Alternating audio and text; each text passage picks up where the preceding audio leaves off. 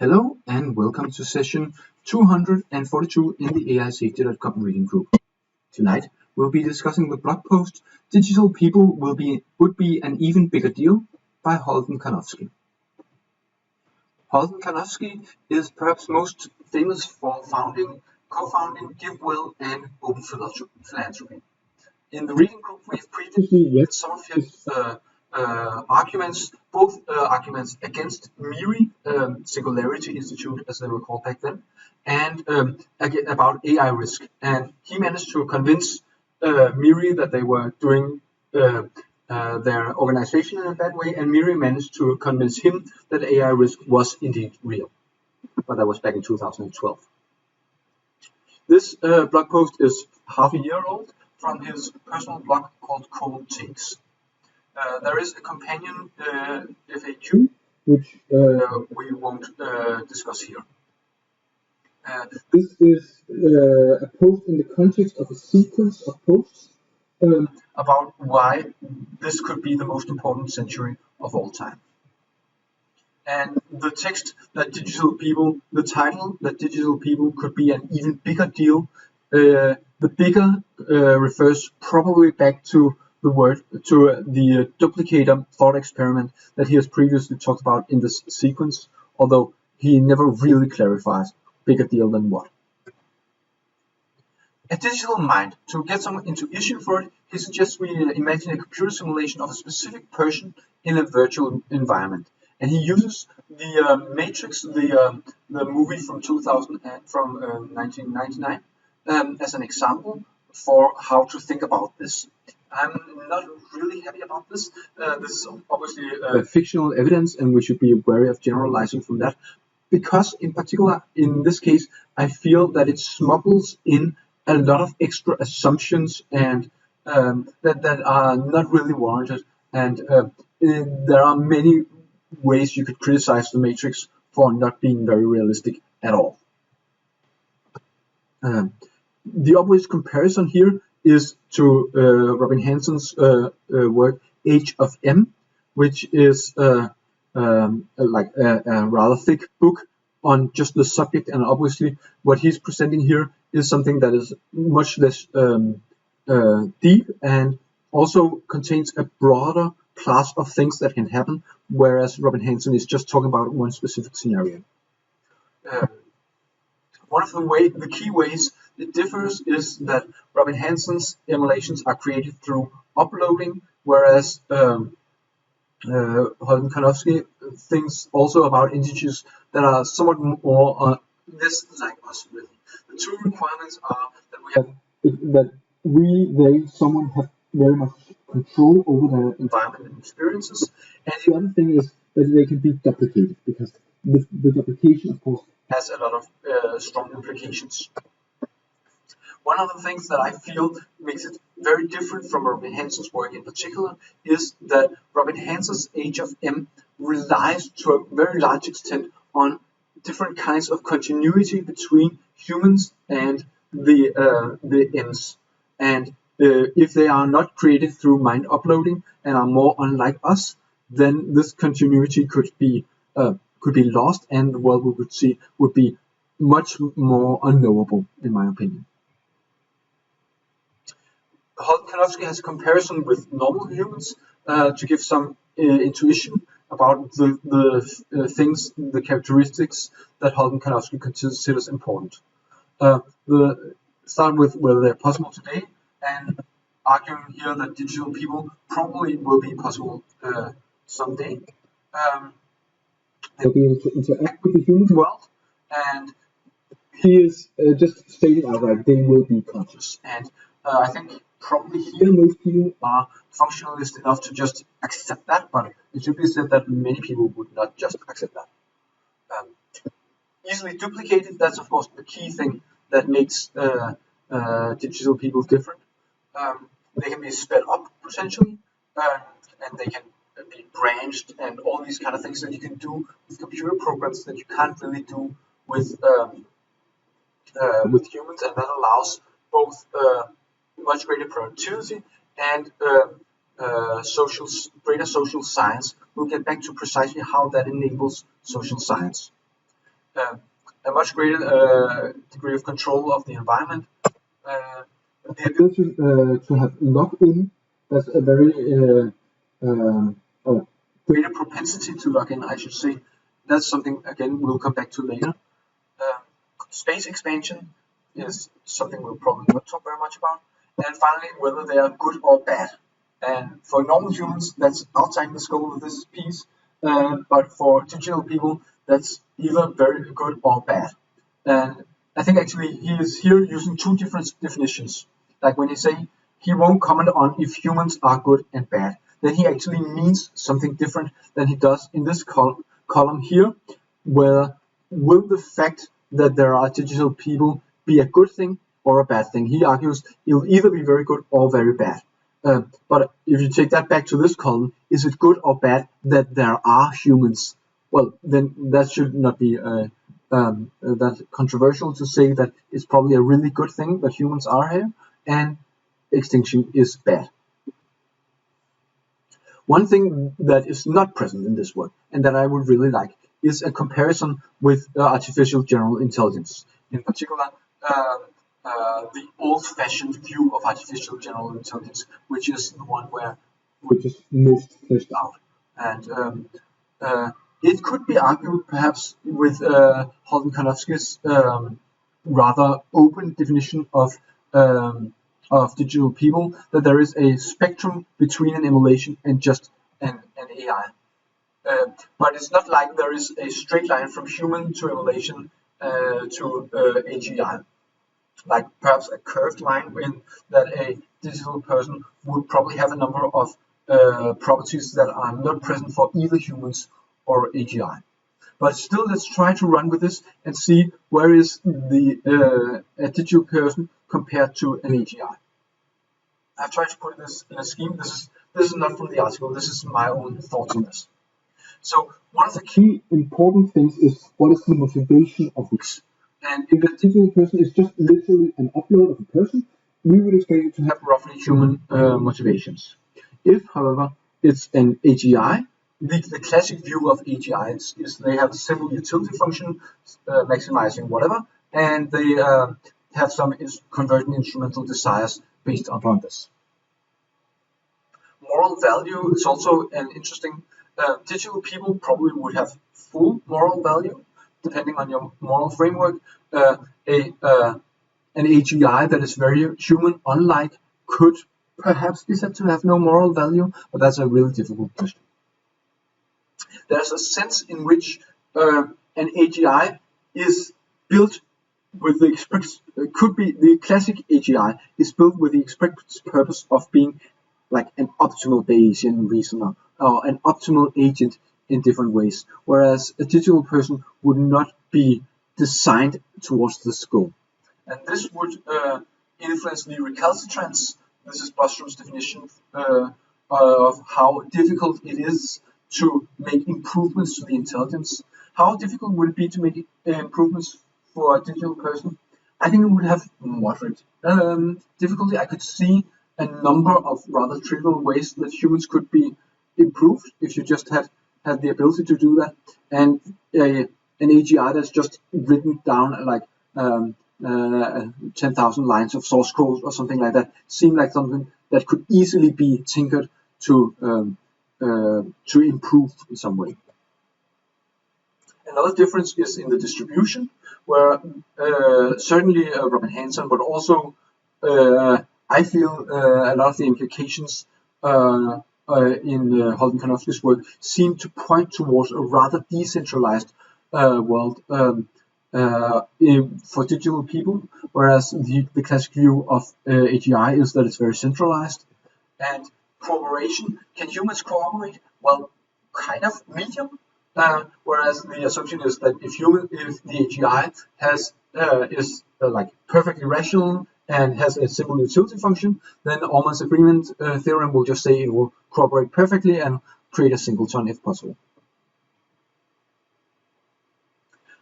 Some of the premises that the key premise here is digital people are just like us, except for a few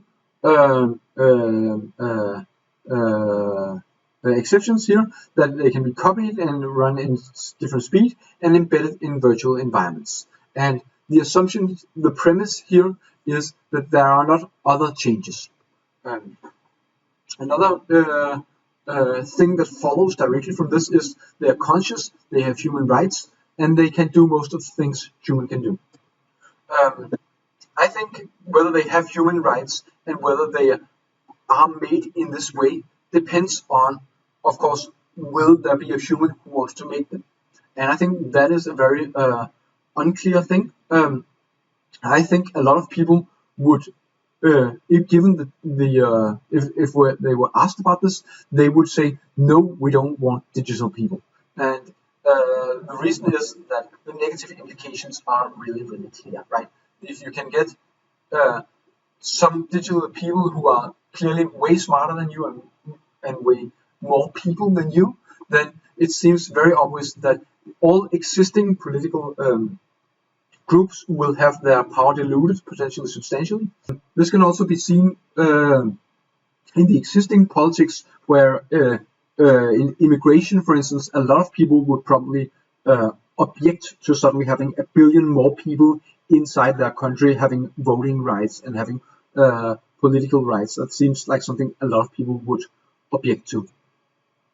The other flip side of the coin is that competitive reasons might make it impossible to avoid, right? It's possible that some countries will have M's and you either have the choice of allowing digital people or be outcompeted.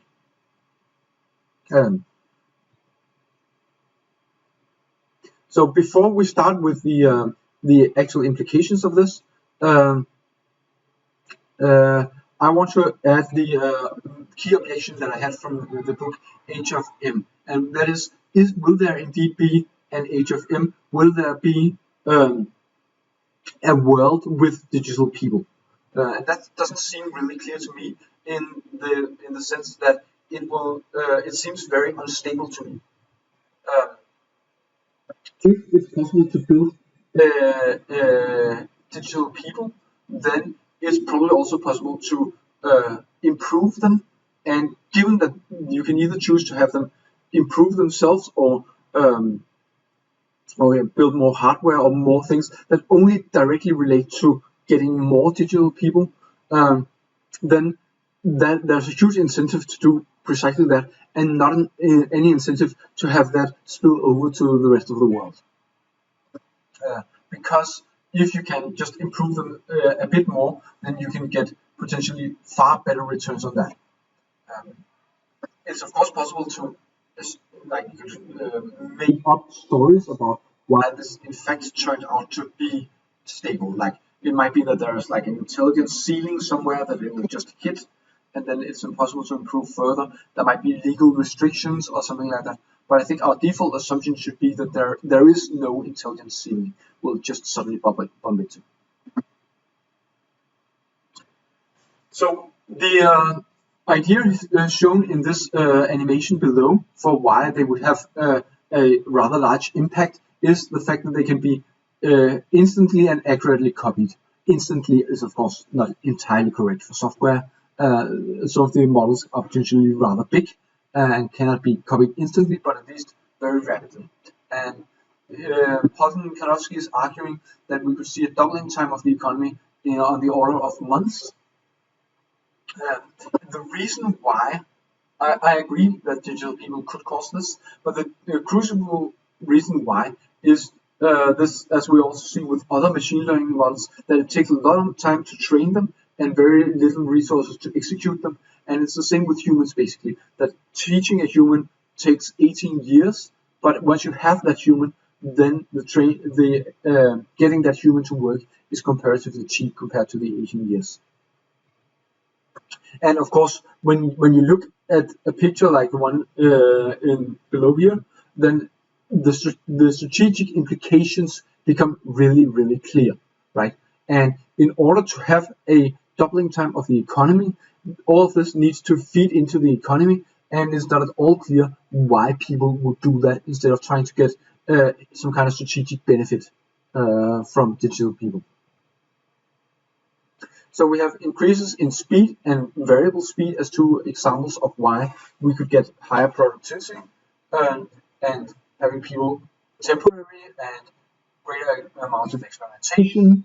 There's an argument to be made that a lack of body could be a substantial problem. Holm Konopsky thinks it's probably only going to be a minor problem. And the key thing in order to create more humans will probably be more digital people will be compute. And methods, I mean, you have fully automated mines in Australia, research and development, manufacturing, energy, all these things could probably mostly be automated. Social science is an interesting place where Holden Karnofsky sees a great potential for digital people. We haven't really seen the social sciences advance in the same pace as natural sciences, and the reason, according to Holden Karnofsky's analysis, is that it's just too hard to make experiments. But if we had digital people, then we could make perfect experiments, and that would make it potentially a lot more feasible to investigate a lot of things about humans. There's of course a potential for abuse. We'll get back to that.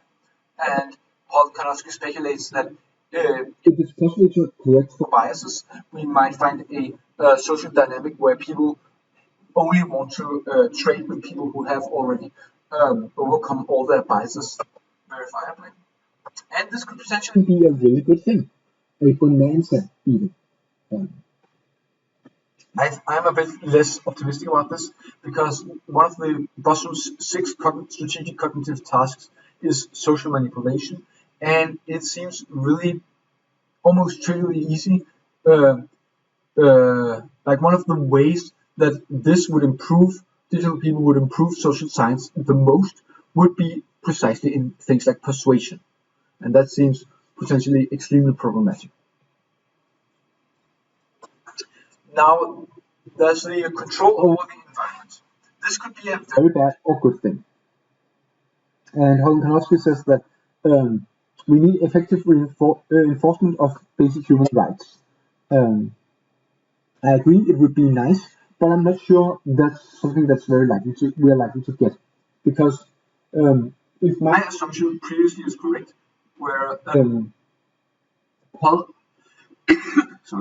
ordinary human politics tried to ban digital people, and competition might push the other way, then for this to reach some kind of equilibrium where digital people are allowed but get human rights, that seems like a very specific and very optimistic case. Holden Karnofsky also sketches some more dystopian scenarios. One here that people could copy themselves and be mean to the copies. That's a cute example because people could do something else. They could copy other people and be mean to copies of other people. And again, this can feed back into social manipulation in different ways: blackmail, fine-tuned manipulation, and other evil dystopian things. Holden Karnofsky also sketches some more utopian scenarios. I'm a bit puzzled about this. I know I'm confused. Talking about dystopias make perfect sense because then you can figure out ways to avoid them. Why talk about utopias in this case? It's of course a nice thought. It's a motivation, something we can strive towards. There could be political reasons to think about what do we actually want, or it's just nice to explore the future. But I'm worried about thinking too much about all the wonderful things that could exist in a world of perfect virtual reality.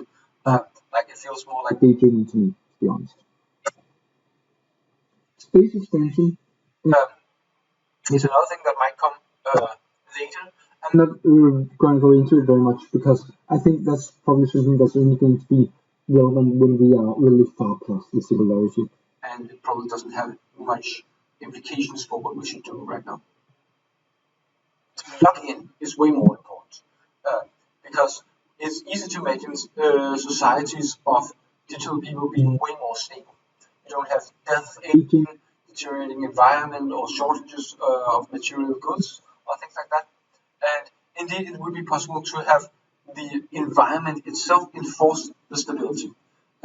Like you can imagine a number of fine-grained ways to do it, and that it could happen in the way that the digital people form some kind of government, and this government somehow turns authoritarian, and the leader decides, hey, I should be the leader forever. And then the virtual environment could enforce this, for instance, by saying that if suddenly the leader is no longer the leader, then we revert back to the last checkpoint or something like that. And that would potentially be impossible to get around. It would still be vulnerable from the outside, but Holden Karnofsky is strangely optimistic here, in my view. If the values that these digital people embody are good, then it could still be positive. But I feel doing a lock-in of very positive values sounds almost always like a bad thing, because precisely specifying what are good values in a way that you won't regret seems really, really difficult. Robin Hanson has actually written a bit about this, so this is not in the text for today, but he has written I think a blog post called "Will Tech Help Totalitarians?" Where Robin Hanson is arguing that the risk of login might be overblown, and one of his arguments is that the person who's in charge of this simulation that the digital people are running in might only be able to read he could obviously read the thoughts of the digital people, but he might only be able to read the shallow thoughts, and that might not be that much of an advantage. I perhaps agree, at least if it's only very, very shallow, but I think there is no real way to get to the assumption that it will only be shallow mind reading. I mean, that needs some kind of arguments. There is also the ability to hear and read everything and full control of information, and that's something that are somewhat present now in totalitarian societies, but an emulation could do it, in my opinion, much more than Robin Hanson sees it in existing totalitarian states. Another reason why it would be hard to be the dictator of a world of digital people is that the enforcers, who are you in this case, they may be lazy, corrupt, or rebellious themselves. And I agree it's a thing that could happen, but it feels to me that for digital people it seems a lot less likely than with current. I mean, current totalitarian systems are sufficiently stable that you can have things like North Korea right now. And it seems to me rather obvious that the enforcers in North Korea are probably lazy, corrupt, and rebellious, but in a digital world they might be substantially less rebellious. There's an overhead with totalitarianism, and that might mean it might be outcompeted. That is true. We are seeing that to some extent for North Korea, but not enough for the totalitarian society to disappear. And there might also be advantages for totalitarian states. Yes, he makes an argument that it has to be expensive because we are not seeing any billionaires doing things like that right now. And he is making an argument that practices, arrangements, organizations, and relations are likely to keep changing forever. And that's an argument against this lock-in, that it won't be that stable if these organizations keep changing forever. And I think, yeah, it's an argument against lock-in to some extent, but why would you expect organizations to change forever? I don't think, for instance, that organizations change very much in North Korea compared to, or at least compared to or against the express will of the dictator and his underlings. But I'm unsure. I need some kind of argument here. One thing that Robin Hanson worries about is that if digital people are centralized in cities, that does make singletons more likely.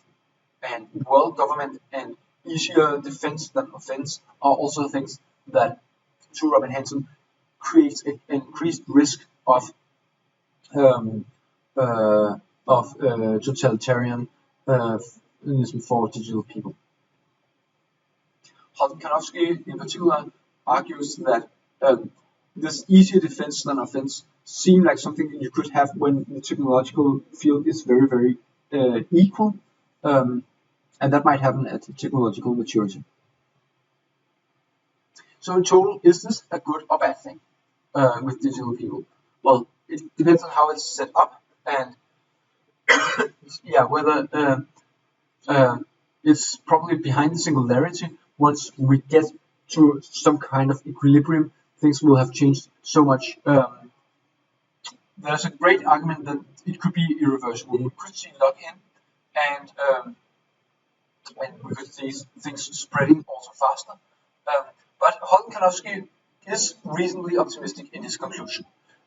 We could, in fact, see a world of digital people that leads to a much, much better world. And I kind of agree, except for the fact that we haven't actually solved the alignment problem, right? How this pushes the alignment problem just a tiny bit further away, and perhaps not very much even that, because the emulations would then either change gradually towards something that is totally unrecognizable as humans, or they will just build a super intelligence, and then we haven't actually solved the problem. That is all for today. Thank you, and see you in 2 weeks.